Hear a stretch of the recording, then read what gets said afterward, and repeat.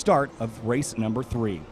2x2, 15 rows deep for GLTC race number 3 of the weekend here from Circuit of the Americas. This is round 1 of 8 of the 2023 season.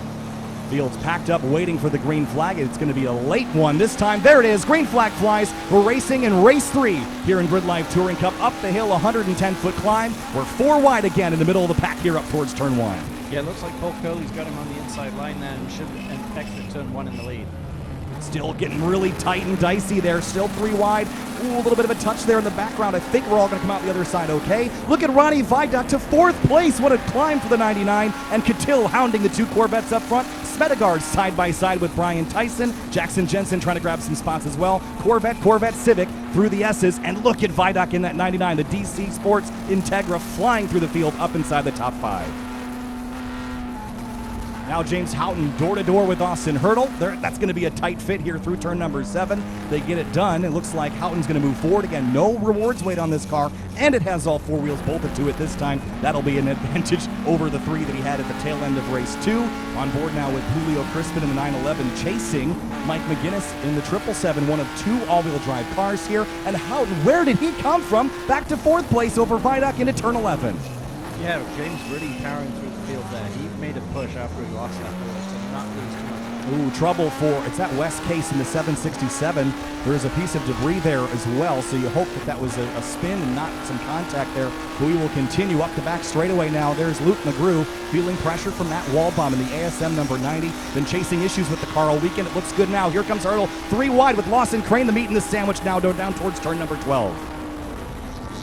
And Joel Morrison, a top 10 result for him in race 2. Gary Wimble hunting all of them down. Where do you go? There's 2 S2000s ahead, then an M3. Not a good launch out of 12 for Crane. Here comes Morrison up the inside for 13. A great lap 1 scrap as Wimble and Eric Jensen climb into the party with their LS-powered cars through the stadium section here at COTA, Alex. Yeah, and we saw Austin Hurton go a little bit wide out turn 12 and use that really to his advantage to get a good run up and move and stay alongside him. And it looks like he's got ahead here going into turn 16. Lawson Crane to the inside. This is his first weekend racing here in Gridlife Touring Cup. He is getting certainly the introduction that I think he was wanting inside the top 10 here in his races so far, and hounding Austin Hurdle now for position. Matt Waldbaum leaves tons of space for Matan Rosenberg. We love to see that as they now race down towards turn number 20. Swenson leads lap 1, then it's Curley, Catil, Houghton, Ronnie Viaduct, your top 5. Then it's Austin Hurdle, followed by Lawson Crane, Matan Rosenberg, Waldbaum, Morrison, Jensen, and Wimble as we come across the line. Great first lap, Alex, as we head up the hill towards 1. Yeah, and it looks like really the first time we've seen the leader of the race be able to not check out completely, but check out a little bit up front and build a gap at the start of the race. So far, we've just seen these cars back all the way through the race. And he is laden with tons of weight, so I expect that car to fall off a little bit. Houghton up 10 spots on the opening lap as Waldbaum tucks in behind the 40. 18-year-old Matan Rosenberg, followed by Waldbaum and then Joel Morrison in the bright green number 71. There's Luke McGrew. He's down the order quite a ways, surprisingly, after lap number 1. He is down into 23rd place, so he must have had an issue, a slip, a slide, or a spin, because he is not where I'd expect him to be running after just 1 lap here. Yeah, we saw him have a little bit of an issue right towards the end of the second race, where he went straight on at turn 11, I believe, rather than return. So I wonder if he's having a reoccurrence of that issue that we saw.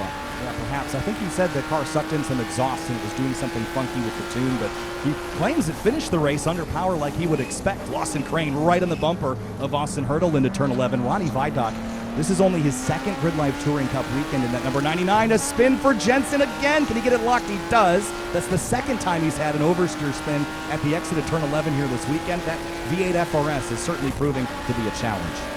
Yeah, I spoke with him actually between these 2 races, and he had mentioned that he's trying now to turn off traction control and drive a little bit less with the assist on. So he may be just learning that car again a little bit, not quite behaving how he's used to, and that's what we're seeing. It makes a lot of torque for that FRS platform, but he will continue as Swenson now hits turn 15, and the battle behind him is certainly still raging on. Lawson Crane up the outside of Viaduct. Viaduct a little bit wide, trying to arc it into turn 15. Crane not going to make the move out this time here, but this battle for position, this is all for 5th place rather, as now the 34 has completed that pass on the 99. This is going to get more interesting because Rosenberg, Waldbaum, and now Joel Morrison are still right in the mix here for that position. Yeah, those guys are going to come into the scene, I think, here, and we'll see them start battling these cars ahead of them. Now into turn number 20. Here comes Jeremy Swenson, still leads about 8 car lengths over Paul Curley. Eric Cattell and James Houghton are right on top of each other, but through the final corner, Ronnie Vidoc feeling some pressure from Lawson Crane. Now it's going to be S54 versus the engine that's in this Integra, which is a 4-cylinder up the hill, and Matan Rosenberg in the slipstream as well, trying to carry some speed. He's going to look to the inside of Lawson Crane up to the hill in turn 1, use the ABS in the Corvette. A very shallow entry for the 484 as now Cattell deals with pressure from James Houghton in the K-Tune car. Very tight entry here into the S's. Yeah, I don't think James will be able to challenge him in the SS, but closing up that gap, getting as close as he can to him before he goes down that long back straight. Zach Lavoie losing ground to his teammate. That's the 212 car driven by Andy Smedegaard that we mentioned started from the rear. That car's up 16 positions in this race. Certainly a good climb, and smoke out of the 484. That is a Matan Rosenberg. It looks like a tire rub maybe? Or is that engine? That's more than that. I think that's a different engine. It looks like. Oh boy. We hope it's not putting fluid down on the racetrack, but Waldbach still following behind him would tell me otherwise. Certainly not a good look for the 484 to have that smoke coming out of the rear of the car, and there he goes off to the side and looks like he's going to try to find a place to escape. Yep, he's trying to find a nice safe spot where he can be out of the way and not impact the rest of this race. So everyone continues on. There is Andy Smedegaard. He's got Michael Hilo, and there's Luke McGrew making a pass down into turn number 11 as well. So Curley, Cattell, and Houghton are 2, 3, and 4, and they have not really been able to keep touch with Swenson, who just got a great launch in that opening lap. They might be able to run him down. There's still plenty of time in this race, but he got a great start. There's a battle off into turn 12 now. Gary Wimble on Joel Morrison. That's for 10th place. Yeah, it looks like those front cars have really started to spread out. Again, it's the first time we're seeing it this weekend. We've seen them all get bunched up and fighting each other all through the race so far. There's Lawson Crane on Ronnie Vidoc into turn 13. Matt Waldbaum trying to arc it in, kind of missed the apex there. Crane past the 99. Here they go into turn 14 and 15 now as we complete the stadium section this time through. Crane up into 6th place over Ronnie Vidoc. Through the carousel now, and Waldbaum has Joel Morrison following. Gary Wimble said he had his best race of the weekend in race number 2. He runs 11th right now behind Morrison, and looks like Luke McGrew's creeping into the party there in 17th on Julio Crispin. Oh man, Morrison going defensive into 19, and Wimble not taking the bait. He won't follow him in there. Yeah, Joel Morrison took a very tight line through 13, really up on that inside sausage curve, which really gave him the best line down into 20. Down the front stretch now, everyone kind of line astern, following into slipstream on these long straightaways. The highest power car in the field makes about 260, the lowest power about 190, so a 70 horsepower spread. There's Smedegaard past Horp, but all that is for 13th position as Smedegaard moves up the field in a car that was in pieces about, 16 months ago, not even? Yep, that was a new build for last season. Tom drove that most of last year and drove it to the championship pretty, I don't want to say comfortably, it's never a comfortable win, but it was pretty dominant from him. 3 S2000s trailing through the S's. There's a car we haven't talked about a lot this weekend, that red Honda Civic Type R. That is a World Challenge TC car that has been detuned to fit the regulations. Carl Hurdle and HMA Racing typically bring a Honda Odyssey minivan set up to GLTC rules. They had a transmission failure on that before this event. They were going to run then their Acura MDX. They thought, okay, we might get crushed if we bring that. It was roll cage and ready to go, but they did bring the Civic Type R, and it looks like he's having a pretty fun race. Here's Wimble on Morrison down into turn 11. Yeah, it really just shows that you can race anything in this series and have a chance of being at least competitive for mid-pack type stuff. Now down the long straightaway, that green S2000, this gap should, well, I thought it might close, but again, that engine in the S2000 is not the F-Series engine nor the K-Series engine. That is a J-Series V6, which I think is out of a Honda Odyssey in this particular car. As it gets down the straightaway, a very different sound for an S2000. It's kind of becoming a more popular swap, though, Alex. It's an interesting build that Joel has done with that Myriad Motorsports team. Yeah, I think when you start looking in power to weight classes, you go beyond. You can make the power you need to make with a number of different engines. So it's about how do you make the power band that's going to be effective. And those V6s give a nice fat power band that keep you in the power all the time. Get rid of that geekiness of the typical Honda engine. Matan Rosenberg out of the car, off track safely, and trying to investigate to figure out what went wrong with that 484 car. Here's a good look at Eric Jensen defending from the 777 of Mike McGinnis. And Eric's had a troubled weekend this weekend just with looping that car a couple of times and getting kind of caught up in some traffic, but he's back up to 20th place. His son Jackson is up in 18th. We call Jackson Maverick. He is a licensed pilot and just recently got his IFR clearance. So he's ready to fly. Here comes another driver ready to fly. That's James Houghton up the inside of Eric Catil for third place into turn one. Tight quarters here, but Catil in a very different looking front wheel drive build than Houghton's, but Catil has been doing a fantastic job defending this through the S's, which is such a challenging area to go through side by side. Yeah, it really is. And the way he's able to hang around the outside of turn one is really impressive to hold James back. They did it side by side through one of the S's, but James had to back out, couldn't stick it there. Catil gave him plenty of space, but Curley has not really been able to reel in Jeremy Swenson. Last time by, they were pretty much dead even on pace. Go back to Zach Lavoie and now Hans Horpedal battling for position. That's about 14th place between the 77 and the 42. Again, Zach Lavoie, the winner of the bestest driver of the season at Heartland last year. Yeah, Zach is one of the best guys in the paddock. Absolutely loved by everybody. I know he has tons of fans. We're always watching these races. Die win in the 888 BRZ, a spin out of turn number 20. He'll get back rolling. Doesn't look like there's any contact or things to worry about or be concerned with, as Waldbaum chases down the 99 of Ronnie Vidoc, who had a great start, has slowly slid backwards towards this battle for 7th now with the number 90.